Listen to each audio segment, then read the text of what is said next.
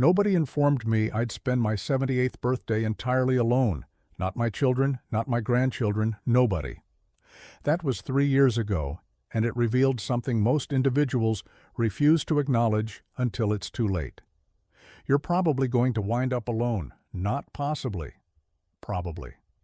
And the sooner you prepare for that reality, the better positioned you'll be.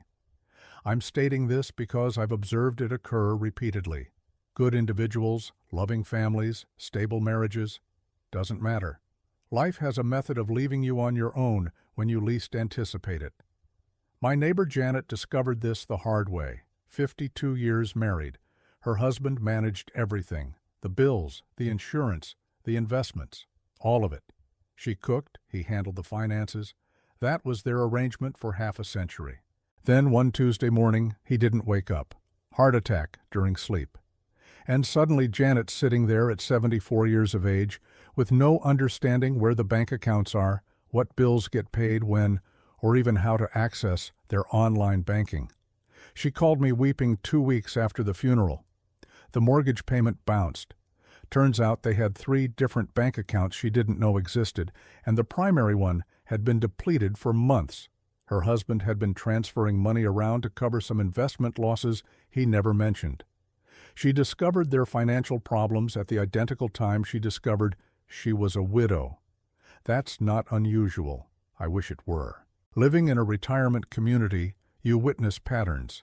The identical stories unfold with different faces.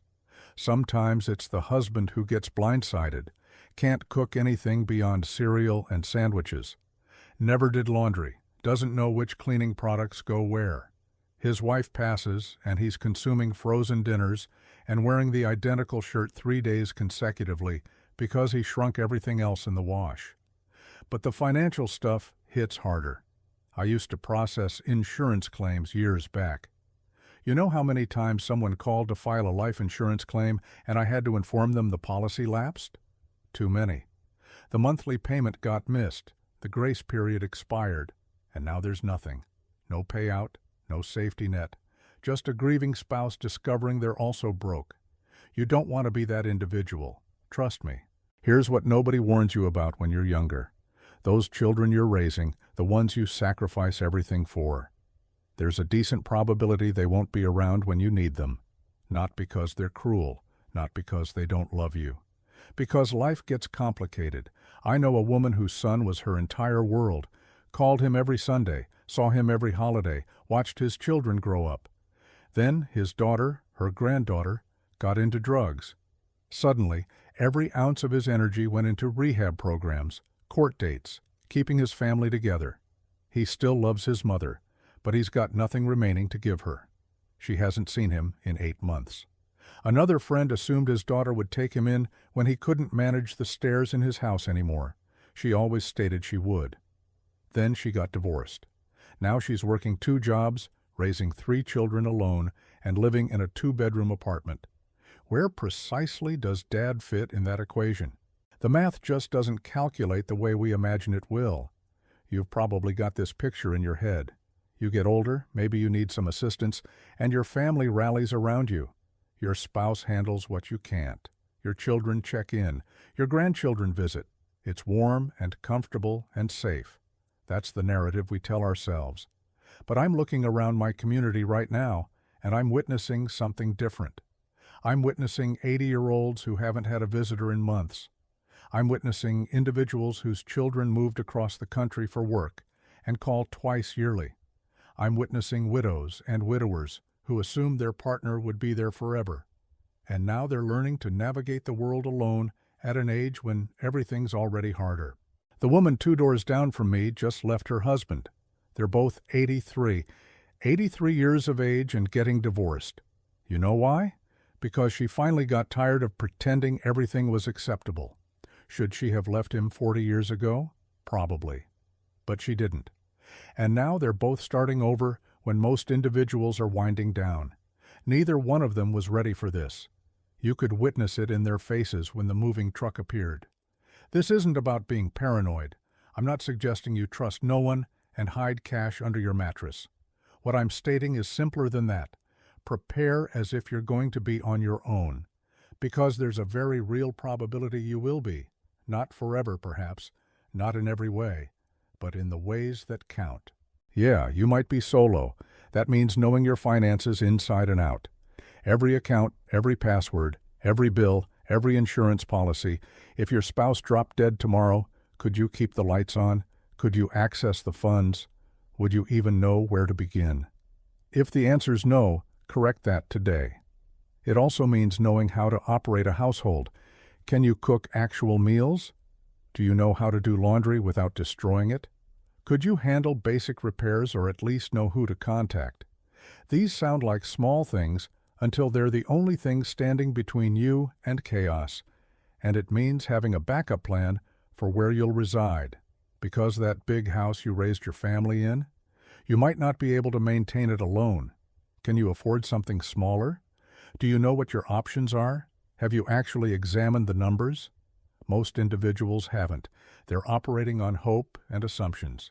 But assumptions fall apart fast when reality appears. Here's the thing nobody wants to acknowledge. The individuals living independently right now, the ones who've been on their own for years. They're going to be your lifeline when everything transforms. You might not communicate with them much now. Maybe you see them at community events or wave in passing. But when your world shifts and you're suddenly navigating life solo, those are the folks who know the ropes. They've determined how to manage a household alone. They know which repairs you can handle yourself and which ones require a professional. They've learned to cook for one without wasting half the groceries. They know how to fill the days when there's nobody else around. And here's what matters most. They're available. Your married friends with the grandchildren and the family drama, they're stretched thin. They care about you, but they've got their own fires to extinguish. The single individuals in your orbit aren't dealing with a spouse's medical appointments or a son-in-law who lost his job or a granddaughter in rehab. They've got bandwidth. They've got time. They've constructed a life that doesn't depend on others being there. So if you're currently coupled up and content, do yourself a favor. Build some friendships with individuals who live alone. Learn from them now before you need to, because their skills might become your skills sooner than you think. Now let's talk money. Real talk, not the vague stuff. Do you know the exact dollar amount in every account you have access to? Could you list every monthly bill that comes out automatically? What about the life insurance policy? Is it term or whole life? When does it expire? Who's the beneficiary? I worked in life insurance early in my career. The worst calls I ever took were from individuals attempting to file claims on policies that had lapsed years ago. They'd been counting on that money. Sometimes it was their entire plan for covering final expenses or keeping the house. And there was nothing anyone could do. The policy was gone. You don't want to be that individual. You especially don't want to be the surviving spouse who discovers the policy lapsed because your partner forgot to pay the premium or thought they'd handle it later. Later runs out. Sit down this week and make a list. Every account, every password, every automatic payment, where the important documents are kept, who to contact if something occurs. Then share that list with someone you trust. Update it twice yearly. And while you're at it, have the uncomfortable conversations. Talk to your spouse or partner about what occurs if one of you goes first. Talk to your children about your wishes for end-of-life care. Get it in writing. Make sure there's a will, a health care proxy, a power of attorney. Don't leave individuals guessing when they're already grieving. You also need a relationship with an attorney, not just to draft documents, but someone who can protect you if things go sideways. Because sometimes the individuals you trust most are the ones who take advantage. I've witnessed it occur. Parent goes into a facility, child takes over the finances, and suddenly there's a new boat or a remodeled kitchen while mom's sitting in a shared room consuming pureed food. By the time anyone notices, the money's gone. And mom? She's got maybe 3 months remaining anyway. Nobody's going to investigate. Nobody's going to prosecute. It just occurs. That's why you need someone outside the family keeping an eye on things. Someone who doesn't have a financial interest in your assets. Someone who will ask the hard questions if the numbers stop adding up. Don't assume your children are above this kind of behavior. Most of them probably are. But desperation does strange things to individuals. And sometimes the problem isn't malice, it's just incompetence. They mean well, but they've never managed money before, and suddenly they're making decisions about your life savings. Protect yourself. Stay involved in your own finances as long as you possibly can. And when you can't anymore, make sure there are checks and balances in place. One more thing. Start constructing the life you'd want to live alone, even if you're not alone right now. What would that look like? Where would you reside? How would you spend your time? What would bring you joy and purpose when nobody else is around to provide it? Don't wait until you're forced into that situation to determine it out. Start now. Take a class. Join a group. Develop a hobby that's just yours. Build friendships that aren't couple-based.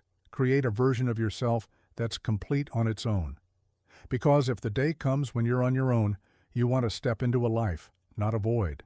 You want to wake up with something to accomplish, somewhere to go, individuals who will notice if you don't show up. That doesn't occur automatically. You have to construct it. Think of independence like a muscle. You don't wait until you need to run a marathon to begin training. You build the strength gradually over time. So when you need it, it's there. Same principle applies here. Build your independence now while you've still got support around you. Learn the skills. Make the connections. Determine who you are as an individual, not just as someone's spouse or parent or grandparent. Then, when life transforms, and it will transform, you're ready. You're not scrambling. You're not lost. You're just continuing to live the life you've been preparing for all along. Everything else, all the support and company and assistance, that's extra. That's the bonus. But you don't need it to survive. You've got this handled on your own. That's the goal. That's the only way to face what's coming without fear. Build a life you can manage solo. Then, if you never have to manage it solo, great. You got lucky. But if you do, you're already standing on solid ground. I spent my 78th birthday alone. 3 years later, I'm still here. Still managing, still independent. Not because I got lucky, because I prepared. You can do the same. Start today. Check those accounts. Learn those skills. Build that backup plan. Your future self will thank you for it.